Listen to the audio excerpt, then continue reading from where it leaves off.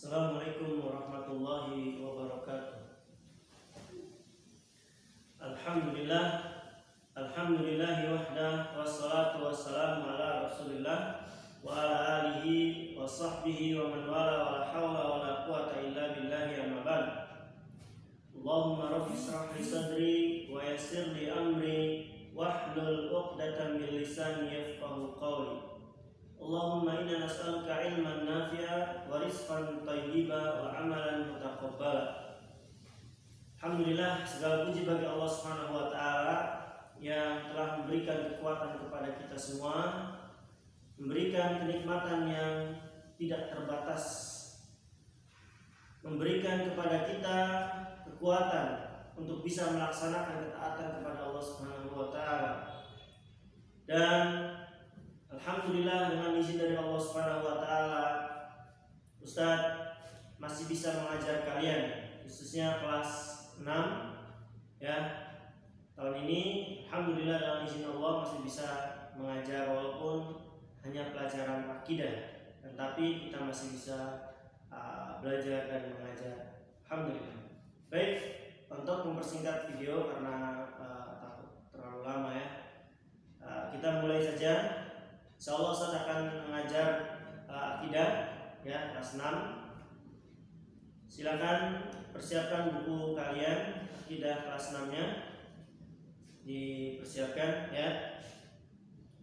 Buka semua halaman pertama, pelajaran pertama. Sudah semua? Baik. Kalau sudah, sambil lihat ke buku, perhatikan. Bismillahirrahmanirrahim. Judulnya adalah Tauhid. Apa itu Tauhid? Mari kita pelajari pelajaran berikut ini. Dalam kehidupan sehari-hari, kita menjumpai beraneka ragam agama dan kepercayaan. Khususnya kita di Indonesia, setidaknya ada 5 agama yang diakui oleh negara kita Indonesia. Ada Islam, ada Nasrani, ada agama Buddha, ada agama Hindu, satu lagi agama Konghucu ya.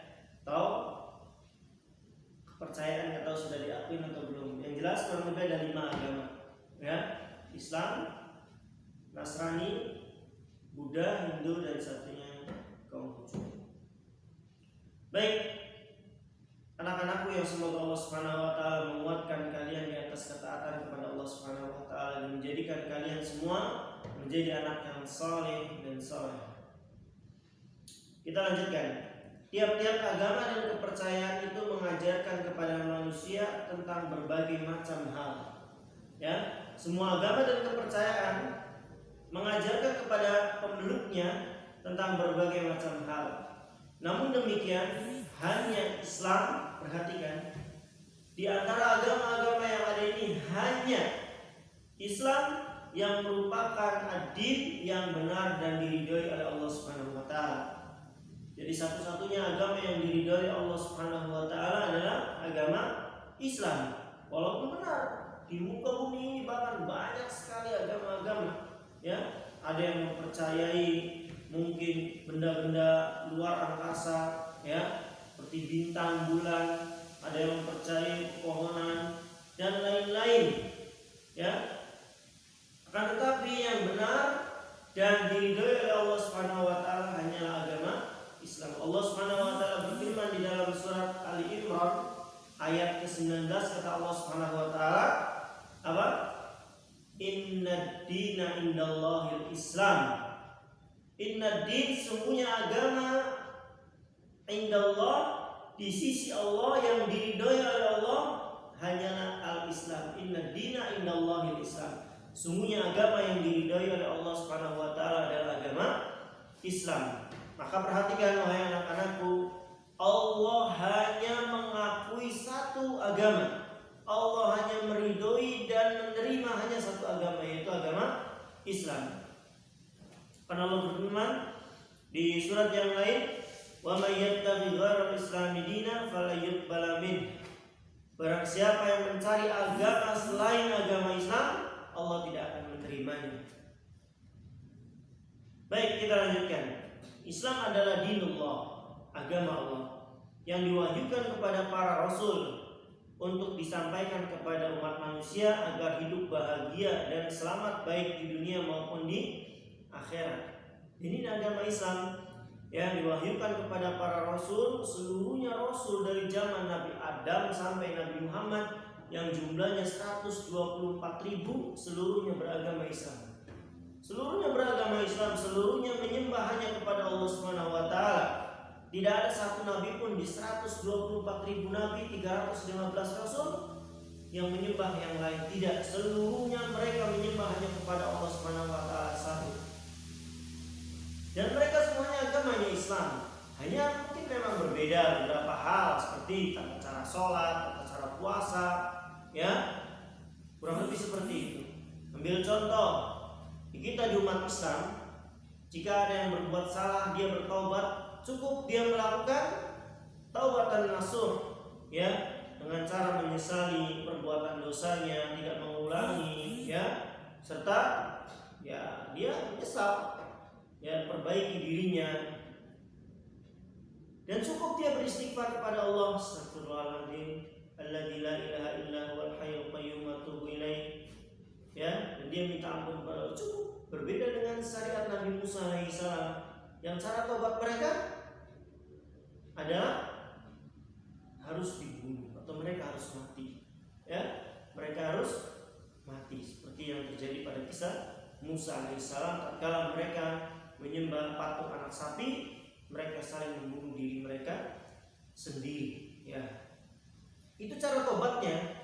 Dengan cara itu mereka bisa diampuni. Berbeda dengan kita nggak perlu melakukan itu. Kalau itu dilakukan oleh kita, umatnya Nabi Muhammad, justru masuk ke dalam neraka, naudzubillah min dzalik, karena kategorinya bunuh diri. Maka perhatikan. Tapi dalam masalah penyembahan sama, mereka menyembah Allah Subhanahu wa taala. Mungkin tata cara puasanya beda, tata cara sholatnya beda, tata cara tapi yang disembah untuk Allah. Mereka menahan lapar untuk Allah, kita menahan lapar untuk Allah. Jadi perbedaannya hanya pada tata caranya saja, kan? Tapi masalah penyembahan itu hanya untuk Allah Subhanahu wa taala. Islam adalah din yang lengkap dan sempurna. Agama Islam satu-satunya agama yang lengkap dan sempurna. Perhatikan, Allah berfirman di dalam surat Al-Maidah ayat 3, kata Allah Subhanahu wa taala, al-yawma akmaltu lakum dinakum wa atmamtu alaikum ni'mati wa raditu lakum al-islam madina. Perhatikan, kata Allah, al-yawma akmaltu lakum dinakum. Pada hari ini aku telah sempurnakan agama Islam untuk. Siapa yang bilang agama Islam sempurna? Ustaz? Siapa? Allah Subhanahu wa ta'ala. Kata Allah, hari ini, pada waktu itu, ya, waktu turunnya ayat itu, kata Allah, al-yauma, ya, yaum itu kan artinya hari. Al-yauma akmaltu, pada hari ini aku telah sempurnakan agama Islam untukmu. Agama Islam sudah sempurna. Dan perhatikan anak-anakku yang semoga Allah muliakan, sesuatu yang sudah sempurna tidak perlu ditambah dan dikurangi. Perhatikan oleh kalian, jari Ustaz nih, satu tangan sempurnanya ada 5, ya kan? 2, 10 jarinya. Ini sempurna. Kalau benar gak nih, kalau satu tangan jarinya 5, benar? Itu benar, ya. Misal ditambah di sini sama Ustaz dioperasi plastik, ditambah satu lagi jadi 6. Ketika Ustaz tunjukkan kepada orang lain, nih lihat jari saya, orang lain mikir Ustaz sempurna atau cacat? Jawabannya cacat. Kasihan itu, tangannya jarinya cacat. Kenapa dibilang cacat? Karena sempurnanya tangan manusia, satu tangan ada 5, 2 tangan ada 10. Kalau tadi Ustaz berarti 2 tangan ada 11. Dibilang cacat Ustaz. Atau sempurnanya mata Ustaz ada 2, ya, ada 2. Nah, kalau ditambah satu lagi, misal di mana? Yang cocok. Sini nggak cocok. Di sini lah, di sini satu lagi yang cocok. Ya, Ini operasi lagi, tambah mata lagi. Orang ketika melihat Ustaz bukan tambah senang, kasihan sekali orang itu, ya, cacat mukanya, ya, padahal bertambah. Nah, kenapa? Karena sempurnanya mata manusia hanya ada 2, telinga hanya ada 2, itu sempurna semua. Ditambah malah jadi tidak sempurna, cacat tubuh kita saja seperti itu, ya. Ini tubuh kita. Agama apalagi? Agama pertama bukan urusan kita, ini Allah Subhanahu wa ta'ala yang menurunkan, tidak ada campur tangan siapapun. Ini murni dari Allah Subhanahu wa ta'ala, dari Rasulnya sallallahu alaihi wasallam. Tidak boleh ditambah, nanti malah nggak sempurna. Apalagi dikurangin. Mata yang tadinya 2 jadi 1, orang bilang cacat mata kamu, ya. Jari 5 potong 1 jadi 4, cacat tangan kita disebutnya, ya, karena sempurnanya 5. Begitupun masalah agama. Yang namanya sempurna tidak boleh ditambah dan dikurangi. Contoh, sholat subuh berapa rakaat? Nah, kelas 6 berapa rakaat? Jawabannya 2. Kalau ada yang bilang, ya kan subuh saya masih seger baru bangun tidur, saya mau tambah deh jadi 4 rakaat. Nanti duhurnya karena posisinya saya lagi capek, lelah, saya kurangi jadi 2. Boleh tidak? Boleh. Subuh 2 jadi 4, bukan tambah bagus, malah tidak diterima. Kenapa? Karena sempurnanya sholat subuh hanya 2 rakaat. Duhur sempurnanya berapa? 4. Kurangi karena lagi capek jadi 2 rakaat. Sempurna tidak? Tidak. Diterima tidak oleh Allah? Jawabannya tidak. Maka hati-hati, ya. Dan perkara-perkara lain yang tidak boleh kita menambah dan menguranginya, kecuali memang Allah dan Rasulnya telah mengajarkan demikian, ya. Makanya kata Allah di dalam surat Al-Hasyr, Allah berfirman, wa ma atakumur rasul fakhudhuhu wa ma nahakum anhu fantahu, ya. Apa-apa yang datang dari Rasul ambil, apa-apa yang ditinggalkan oleh Nabi tinggalkan, jangan dilakukan. Kalau Nabi melakukan, kita lakukan. Kalau Nabi nggak melakukan, jangan lakukan. Beres. Agama kita mengikuti agama Nabi Muhammad SAW. Kita lanjutkan dulu. Tauhid artinya mengesahkan Allah, tidak menyekutukannya dengan sesuatu apapun, baik dalam rububiyah, uluhiyah maupun kesempurnaan asma dan sifat. Nanti ada sendiri babnya. Tauhid uluhiyah itu apa, tauhid rububiyah itu apa, tauhid asma wa sifat apa. Yang jelas kita tidak boleh menyekutukan Allah, menduakan Allah dalam rububiyahnya, uluhiyahnya maupun kesempurnaan asma dan sifatnya. Insya Allah nanti akan ada penjelasan tersendiri dari 3 macam tauhid ini di bab-bab setelahnya, ya. Nah, bab 2 sudah membahas tauhid rububiyah. Dari pengertian tersebut dapat disimpulkan bahwa tauhid meliputi 3 bagian yang tidak bisa dipisah-pisahkan. Ingat ada 3 tadi, tauhid rububiyah, ikutin semua.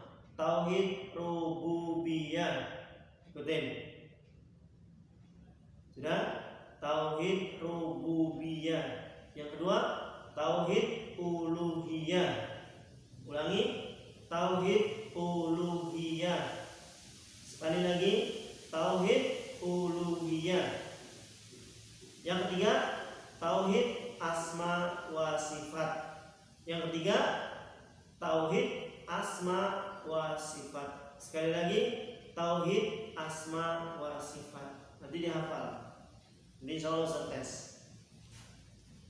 Ketiga merupakan satu kesatuan yang utuh. Apabila seorang bertauhid hanya pada salah satu bagian saja, maka ia belumlah dapat dikatakan sebagai seorang muwahhid, orang yang bertauhid yang sesungguhnya. Hal ini akan dijelaskan nanti insya Allah. Ya, ini untuk awal saya, nanti penjelasan rincinya ada sendiri. Sudah kita mengetahui ketiga bagian tauhid yang dimaksud. 3 bagian tauhid itu ialah yang pertama tauhid rububiyah, tauhid uluhiyah, dan tauhid asma wa sifat. Baik, itu materinya. Nanti kalian di situ ada kegiatan dan ada evaluasi. Kegiatannya salin ayat berikut dan artinya lalu hafalkan. Ya, Ustaz Talqin talkinkan dulu. Wa qadha rabbuka alla ta'budu illa iyyahu wa bil walidaini ihsana. Ya, saya ulangi. Wa qadha rabbuka alla ta'budu illa iyyahu wa bil walidaini ihsana. Nanti dihafalkan, disalin dulu Arabnya sama artinya lalu dihafalkan. Habis itu kalian evaluasi, silahkan dikerjakan. Ya, sebelum mengerjakan evaluasi tentu seperti biasa kalian baca. Sekarang aku pahamnya dibaca. Yang halaman 3 itu paling atas, sekarang aku paham. Kalian baca, di situ ringkasannya, lalu evaluasinya dikerjakan. Sudah selesai, difoto. Jangan lupa difoto, strap, ya, strap, lalu kirim ke WA Ustadz di Japri. Insya Allah kalau kelas 6 nomornya sudah Ustadz simpan dari waktu kelas 5, Ustadz belum hapus, ya. Karena kelas 6 akan kita jumpa lagi insya Allah kan. Alhamdulillah kita berjumpa lagi. Jadi Ustadz tidak perlu masukkan satu persatu ini siapa, ini siapa, ini siapa. Ustadz sudah tahu nama kalian nanti, ya. Kalaupun nomornya ganti, kasih tahu Ustadz ini Ustadz saya ini ganti nomornya.